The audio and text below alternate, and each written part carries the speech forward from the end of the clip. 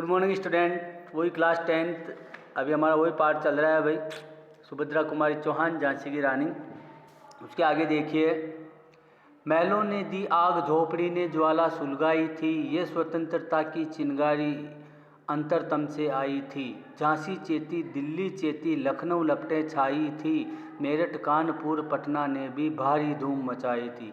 महलों ने दी आग, महलों की आग जो है झोपड़ियों तक निकली, झोपड़ियों से वो ज्वाला बन गई, ज्वाला सुलग गई। और ये स्वतंत्रता की जो चिंगारी फैली थी, ये अंतरतम यानी अंदर के हृदय से निकली हुई चिंगारी थी। ये किसी ने जगाई नहीं थी, सबके हृदय में चिंगारी। बारूद पहले वाले वीडियो में बोला था कि बारूद का ढेर लगा हुआ था, बस एक चिंगारी की आवश्यकता थी और वो चिंगारी जो है लग चुकी थी। झांसी चेती, झांसी चेत गई, सावधान हो गई, दिल्ली सावधान हुआ, लखनऊ तक उसकी लपटें जो है, उस चिंगारी की लपटें फैल गई। 1857 की क्रांति चारों तरफ फैल गई। इसके अलावा मेरठ, कानपुर, पटना, इन्होंने भी वहाँ के क्रांतिकारियों ने भारी धूम मचा दी। चारों तरफ अंग्रेज़ों के खिलाफ बगावत जो था वो शुरू हो चुका था और क्रांति का बिगुल चारों तरफ बज चुका था। और चारों तरफ एक ही बात थी कि इन फिरंगियों को मारो, फिरंगियों को मारो और इनको यहाँ से भगाओ, भगाओ फिरंगी, मारो फिरंगी। ठीक है, चारों तरफ 1857 की क्रांति फैल चुकी थी। जबलपुर कोल्हापुर में भी कुछ हलचल उकसानी थी, बुंदेले हर बोलों के मुंह हमने सुनी कहानी थी, खूब लड़ी मर्दानी वह तो झांसी वाली रानी थी। इसके अलावा जबलपुर, कोल्हापुर, वहाँ में कुछ हलचल अभी हो रही नहीं थी, थोड़ी बहुत हलचल हो रही थी। उस हलचल को उकसाना था, उसे बाहर निकालना था, लेकिन अभी वहाँ पे जो है ये क्रांति का बिगुल शुरू नहीं हुआ था। क्यों?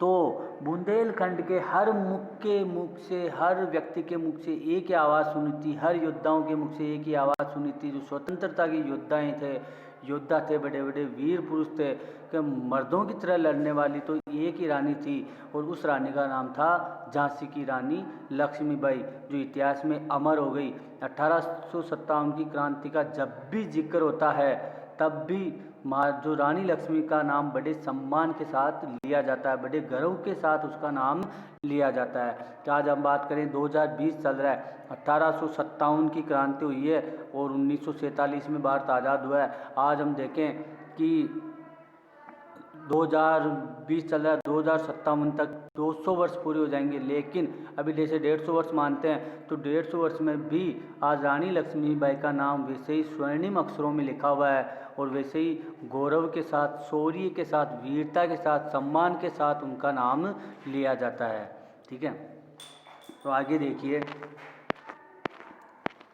इस स्वतंत्रता महायज्ञ में कई वीरवर आए काम, नाना धुंधुपत तांतिया चतुर अज्जीमुला सरनाम, अहमद शाह मौलवी ठाकुर कुंवर सिंह सैनिक अभिराम, भारत के इतिहास गगन में अमर रहेंगे जिनके नाम। और इस स्वतंत्रता का जो यज्ञ चला था, ये 1857 की जो क्रांति चली थी, बड़े बड़े वीर योद्धा इसमें काम आ गए थे, यानी वो स्वतंत्रता की वेदी पर उनका बलिदान हो चुका था, यानी उन्होंने अपने प्राणोत्सर्ग कर दिए, अपने प्राण न्योछावर कर दिए, लेकिन वो स्वतंत्रता के लिए अंतिम समय तक जी जान लगाकर उन्होंने फिरंगियों से लोहा लिया, अंग्रेज़ों से वो युद्ध लड़े। इनमें कौन कौन थे? नाना साहेब, धुंधुपत, तात्या टोपे, चतुर अज्जीमुल्ला, ये इनके सरनेम थे, इनके सरनाम थे, जो इसमें स्वतंत्रता की जो वेदी थी, जो यज्ञ था, इसमें उन्होंने अपने प्राणों की आहुति दे दी थी। इसके अलावा अहमद शाह मौलवी और ठाकुर कुशाल सिंह, ठाकुर कुंवर सिंह, इनको भी इस स्वतंत्रता की जो वेदी थी उसमें काम आना पड़ा। भारत के इतिहास में, गगन में, आकाश रूपी इस इतिहास में, भारत का इतिहास, जब भी भारतीय इतिहास का जिक्र किया जाएगा, जब भी 1857 की क्रांति का जिक्र किया जाएगा, तो इनके नाम हमेशा से अमर रहेंगे, जिन्होंने 1857 की क्रांति में अपना सब कुछ न्योछावर कर दिया। लेकिन आज जुर्म कहलाती जो कुर्बानी थी, बुंदेले हर बोलों के मुंह हमने सुनी कहानी थी, खूब लड़ी मर्दानी वह तो झांसी वाली रानी थी। लेकिन आज जुर्म कहलाती है, आज उनका जो है जो उन्होंने जो 18 सितंबर की क्रांति में जो बगावत करी थी अंग्रेज़ों को भगाने के लिए, उनको क्या नाम दे दिया गया कि उनको देशद्रोह का नाम दे दिया गया, देशद्रोही उनको घोषित कर दिया गया। जैसा कि हम बात करते हैं 1931, जिसमें शहीद भगत सिंह, चंद्रशेखर आज़ाद, सुखदेव, ठीक है, राम प्रसाद बिस्मिल, ये ऐसे नाम थे जिनको काकोरी का षड्यंत्र कांड में फंसाकर उनको देशद्रोह की सज़ा सुनाई गई और उनको फांसी दे दी गई। जबकि वो देशद्रोही वो होता है जो देश के साथ गद्दारी करता है या अपने खुद के स्वार्थ के लिए देश के साथ कुछ गलत करता है, लेकिन उन्होंने खुद के स्वार्थ के लिए नहीं किया, उन्होंने देश के लिए किया। वो भारत की आज़ादी चाहते थे, वो अंग्रेज़ों को यहाँ से भगाना चाहते थे, लेकिन फिर भी उनके इस कृत्य को, इस काम को जो है जुर्म का नाम दे दिया गया, देशद्रोह का नाम दे दिया गया, जो उन्होंने अपनी कुर्बानियाँ दी थी। तो बुंदेलखंड के हर मुख के मुँह से, हर योद्धाओं के मुख से हमने एक ही कहानी सुनी थी, और वो कहानी यह थी कि मर्दों के समान लड़ने वाली एक ही रानी थी जो मर्दों के समान लड़ी थी, और उस रानी का क्या नाम था? उस रानी का नाम था झांसी की रानी लक्ष्मीबाई था। आगे देखें, इनकी गाथा छोड़ चले हम झांसी के मैदानों, जहाँ खड़ी है लक्ष्मीबाई मर्द बनी मर्दानों में। लेफ्टिनेंट वॉकर आ पहुंचा, आगे बढ़ा जवानों में, रानी ने तलवार खींच ली, हुआ द्वंद आसमानों में। ठीक है, अब देखो ये इनकी गाथा छोड़, अगर हम आगे चलते हैं, अब हम झांसी के मैदान की ओर रुख करते हैं, वहाँ चलते हैं, तो जहाँ देखते हैं कि रानी लक्ष्मीबाई मर्द बन के, मर्दों के कपड़े पहनकर, अस्त्र शस्त्र पूरे सज धज कर युद्ध भूमि के मैदान में खड़ी है, मर्दों के बीच में खड़ी है। उस समय उनको रानी लक्ष्मीबाई से युद्ध करने के लिए लेफ्टिनेंट वॉकर वहाँ पे आ पहुँचता है और अपने जवानों के साथ वो आगे बढ़ता है। ठीक है, रानी ने तलवार खींच ली, हुआ द्वंद आसमानों में, तो रानी ने भी अपनी तलवार खींच ली, और वो जो द्वंद, जो लड़ाई हुई, वो उसी लड़ाई की जो हाहाकार, उस लड़ाई की जो वीरता, उस लड़ाई के जो एक प्रकार से हम बात करें पराक्रम, वो आसमानों तक पहुंच गया। ठीक है, जख्मी होकर वोकर भागा, उसे अजब हैरानी थी, बुंदेले हर के मुंह हमने सुनी कहानी थी, खूब लड़ी मर्दानी वह तो झांसी वाली रानी थी। जख्मी होकर, और इस युद्ध में वोकर जो है जख्मी हो गया, रानी लक्ष्मीबाई ने उसको घायल कर दिया, जख्मी कर दिया, और वोकर वहाँ से युद्ध भूमि के मैदान से पलायन करने को मजबूर हो गया। वहाँ से युद्ध भूमि को छोड़कर वो वहाँ से भाग गया। उसे अजब हैरानी हो रही थी, उसको इस बात का आश्चर्य हो रहा था कि जो रानी लक्ष्मीबाई, उसको ये लगा था कि एक महिला ही तो है, एक औरत है, एक अबला है, उसे वो आसानी से हरा कर आ जाएगा, लेकिन वहाँ युद्ध भूमि में उसके साथ, बेचारे के साथ उल्टा हुआ, और रानी लक्ष्मीबाई घायल शेरनी के समान उस पर झपट पड़ी और उसको घायल करके वहाँ से निपटा दिया, वहाँ से भगा दिया। और उसको अजब आश्चर्य हो रहा था कि ये कैसे हुआ। ठीक है, तो बुंदेले हर बोलों के मुँह, बुंदेलखंड के हर व्यक्ति के मुँह से हमने एक ही कहानी सुनी थी, और वो कहानी ये थी कि मर्दों के समान लड़ने वाली जो रानी थी, उस रानी का नाम क्या था? रानी लक्ष्मीबाई था। आगे देखिए, रानी बड़ी काल्पी आई, करसों मील निरंतर पार, घोड़ा थककर गिरा भूमि पर, गया स्वर्ग तत्काल सिधार। यमुना तट पर अंग्रेजों ने फिर खाई रानी से हार, विजयी रानी आगे चल दी, किया ग्वालियर पर अधिकार। ठीक है, अब आगे देखिए, उसके बाद में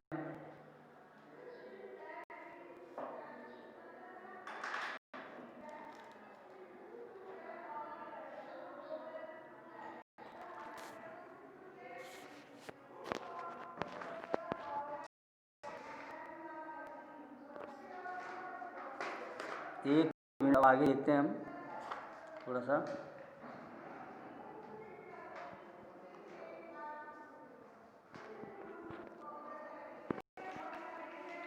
कुछ एक जो है ये हमारे सिलेबस में नहीं है, लेकिन फिर भी इसको हम पढ़ देते हैं, कोई बात नहीं है।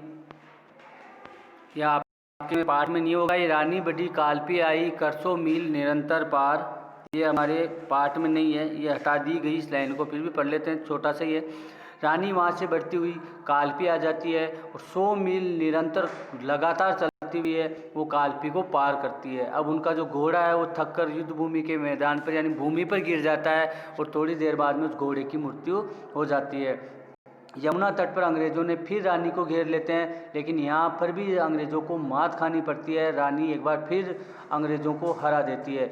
विजय होकर रानी वहाँ से आगे चल देती है और ग्वालियर पर अपना अधिकार कर लेती है। आगे देखें, अंग्रेज़ों के मित्र ने छोटी राजधानी थी, बुंदेले हर बोलों के में मुँह हमने सुनी कहानी थी, खूब लड़ी मर्दानी वह तो झांसी वाली रानी थी। और अंग्रेज़ों के मित्र जो था सिंधिया जो था महाराष्ट्र का, उसने अपनी राजधानी छोड़ दी थी, वो वहाँ से भाग चुका था क्योंकि ग्वालियर पर अब रानी लक्ष्मीबाई का अधिकार हो चुका था। तो बुंदेलखंड के हर व्यक्ति के मुख से हमने एक ही कहानी सुनी थी और वो कहानी ये थी कि मर्दों के समान लड़ने वाली रानी कौन थी? रानी लक्ष्मीबाई थी, जो कि झांसी की रानी थी। आगे देखिए, अब यहाँ से जो विजय मिली पर अंग्रेज़ों की, ये वापस आपके पाठ में है, पेज नंबर 31 पे है हिंदी की बुक में। तो वो कुछ दो एरा जो थे वो एक्स्ट्रा थे, कोई बात नहीं, हमने पढ़ लिया। अब देखिए, विजय मिली पर अंग्रेज़ों की फिर सेना गिर आई थी, अब के जनरल स्मिथ सन्मुख था, उसने मुख की खाई थी, कान्हा और मंदरा सखियाँ रानी के संग आई थी, युद्ध क्षेत्र में उन दोनों ने भारी मार मचाई थी। ठीक है, तो अब ये दो इसकी सहेलियों के नाम जो यहाँ पे दिए हुए हैं युद्ध क्षेत्र, एक तो कान्हा और एक मंदरा, ये रानी लक्ष्मीबाई की जो थी क्या थी? सहेलियाँ थी। ठीक है, ये सहेलियाँ, ये इनकी रानी लक्ष्मीबाई की जो थी क्या? सहेलियाँ थी। ठीक है, तो अब रानी को विजय मिली पर अंग्रेज़ों की सेना ने फिर उसे घेर लिया था। अब के उसके सम्मुख जो है एडम स्मिथ सम्मुख था, उसने मुंह की खाई थी, एक बार हार चुका था लेकिन वापस घेर लिया। और इस युद्ध में एक बार फिर उसकी दो सहेलियां कान्हा और मंदरा वो रानी के साथ आई थी और युद्ध क्षेत्र में उन दोनों ने भी भारी मार मचाई थी। अंग्रेज़ों को जो उन्होंने भी तहस नहस करने में अपनी अच्छी भूमिका निभाई और अपने वीरता का जो है उन्होंने भी सुंदर प्रदर्शन वहाँ पे युद्ध भूमि में किया था। देख सकते हैं यहाँ पे चित्र आपको दिखाई दे रहा है, कान्हा मंदरा।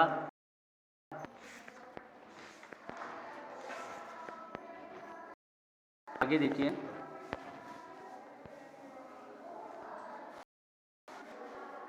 पर पीछे हीरोज आ गया, हाय गिरी अब रानी थी, बुंदेले हर बोलों के मुंह हमने सुनी कहानी थी, खूब लड़ी मर्दानी वह तो झांसी वाली रानी थी। अब उसके पीछे एक बार फिर जो है उसको स्मिथ को भी हार खानी पड़ी।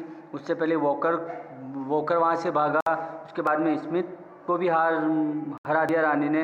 अब पीछे सेना लेके फिर हीरोज आ गया। अब रानी चारों तरफ से घिर चुकी थी। बुंदेलखंड के हर मुख से हमने एक ही कहानी सुनी थी और वो कहानी ये थी कि मर्दों के समान लड़ने वाली जो रानी थी वो रानी लक्ष्मीबाई थी, जिसका नाम झांसी की रानी था। आगे, तो भी रानी मार काट कर चलती बनी सैन्य, किंतु सामने नाला आया था ये संकट विषम अपार, घोड़ा अड़ा नया घोड़ा था इतने में आ गए सवार, रानी एक शत्रु बहु तेरे होने लगे वार पर वार। तो भी रानी मार काट कर चली बनी सैन्य के पार, लेकिन रानी वहाँ से भी उनको मारती हुई काटती हुई वहाँ से पार चली जाती है, वहाँ से निकल जाती है। लेकिन सामने एक नाला आ गया था और ये नाला बड़ा था, ये जो था संकट एक प्रकार से विषम संकट था जिसका कोई पार नहीं था। और घोड़ा हमने पढ़ा, पहले वाला जो घोड़ा था वो मर चुका था, जो 100 मील की दूरी तय करके आया था, तो वो एक जगह गिर गया, वो उसके प्राण पखेरु उठ गए, यानी वो मर गया। अब नया घोड़ा था तो घोड़ा अड़ गया, यानी उसको नए घोड़े को नाला पार करना नहीं आता था। इतने में ही रानी को जो है वो अंग्रेज़ों के जो सैनिक थे वो पीछे आके वो रानी को घेर लेते हैं चारों तरफ से। रानी एक थी शत्रु बहुत तेरे, रानी तो अकेली हो गई और शत्रु उसके चारों तरफ बहुत सारे हो गए, होने लगे वार पर वार, और चारों तरफ वार पे वार होने लगे, चारों तरफ उस पर वार पे वार होने लगे थे। ठीक है, तो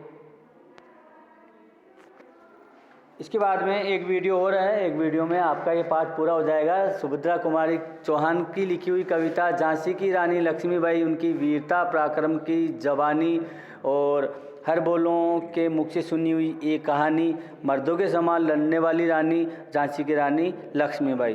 तो स्टूडेंट्स, नेक्स्ट वीडियो में ये आपका चैप्टर कंप्लीट हो जाएगा। तब तक आप इसको पढ़िए, वापस पढ़िए, एक बार ढंग से पढ़िए, पॉज करके पढ़िए, ठीक है। स्वास्थ्य का ध्यान रखिए और एग्ज़ाम की तैयारी कीजिए। कोई भी समस्या हो तो व्हाट्सएप के माध्यम से मुझे शेयर कीजिए। Okay, thank you, good bye.